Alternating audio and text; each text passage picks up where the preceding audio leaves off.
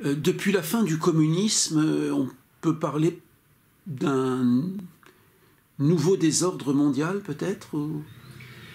Oui, parce que je trouve qu'avec tous les événements actuels entre du Moyen-Orient, le problème d'Israël, etc., et toute cette géopolitique qui fait peur et qui est très complexe quand même, je trouve qu'on ne se réfère pas assez parce qu'on oublie très vite. On est dans une époque où vraiment, ce que j'appelle l'ardoise auto-effaçante, on oublie les choses de mois en mois. On oublie très vite que la chute du communisme, qui est quand même pas très vieille, de l'URSS en 89, 90, 91, a complètement bouleversé l'équilibre du monde. Et on avait parlé à un moment donné de l'ordre mondial et du nouvel ordre mondial. Mais évidemment, il a succédé à la fin de l'URSS un énorme désordre mondial. Mais qui, en gros, a consisté en une chose, c'est qu'un monde qui était bipolaire, c'est-à-dire où s'équilibrait, comme dans la guerre froide, sans arrêt la puissance américaine et la puissance soviétique, d'un seul coup s'est trouvé déséquilibré d'un seul côté. Il n'y avait plus que l'Amérique et le néolibéralisme qui avaient la voie ouverte pour faire ce qu'ils voulaient n'importe où.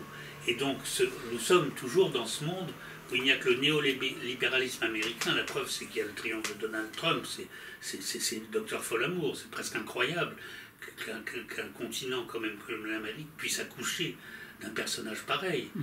On dirait une fiction d'un mauvais polar. Enfin, c'est terrifiant. Et je pense que ça terrifie la gauche américaine qui constate ça, et même les conservateurs américains. Donc aujourd'hui, on est dans un monde totalement déséquilibré où au lieu d'avoir deux pôles, il n'y en a plus qu'un. Et du coup, moi qui n'ai jamais été spécialement ami du communisme, ni sur le plan politique, le goulag et tout ça, ni sur le plan philosophique, encore moins, je reviens presque à regretter le communisme, parce qu'on se dit que finalement il y avait des valeurs quand même dans le marxisme et dans le communisme qui sont tellement absentes du monde d'aujourd'hui, de la pure consommation et de l'égoïsme du néolibéralisme, qu'on regrette qu'il n'y ait plus ce contrepoids qui empêchait l'autre côté de prendre cette extension absolument terrifiante.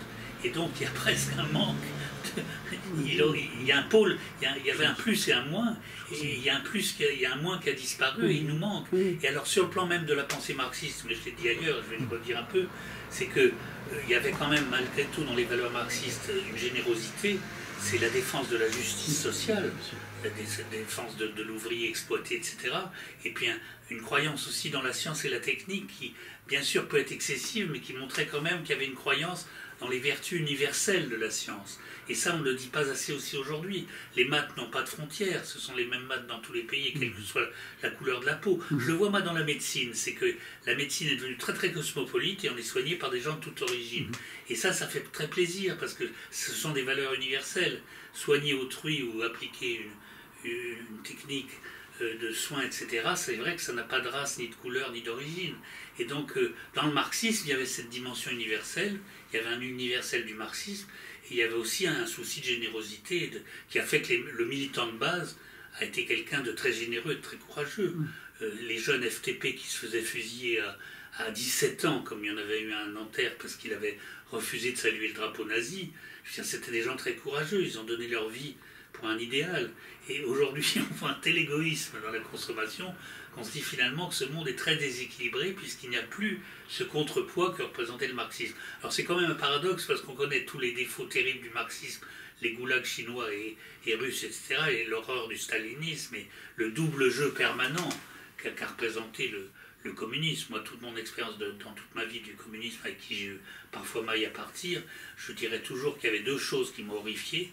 C'est le principe que la fin justifie les moyens. J'ai toujours vu dans la pratique des communistes que tous les moyens étaient bons pour arriver à quelque chose, donc ça heurte profondément mes sentiments chrétiens, c'est-à-dire qu'on doit respecter autrui et qu'on n'a pas le droit, pour arriver à ses fins comme un arriviste, de faire n'importe quoi avec autrui. Puis l'autre chose que j'ai toujours détestée chez la pratique communiste que j'ai rencontrée dans ma vie, c'est toujours une forme de duplicité. C'est-à-dire qu'on ne pouvait pas leur faire confiance. On savait toujours qu'il y avait un arrière-plan, un calcul, mais ça c'est plus général, c'est chez tous les politiques. Les politiques ont toujours une arrière-pensée. Et donc ce que je voulais dire, c'est que le monde actuel est très équilibré. Ce qu'on devrait rappeler, c'est que l'Irak, la Syrie, etc., tous ces pays, c'était un jeu de dominos, où 1 sur 2 était sous obédience soviétique et l'autre sous influence américaine, et que effectivement, dès que cette bipolarité a disparu, et bien évidemment tout s'est effondré.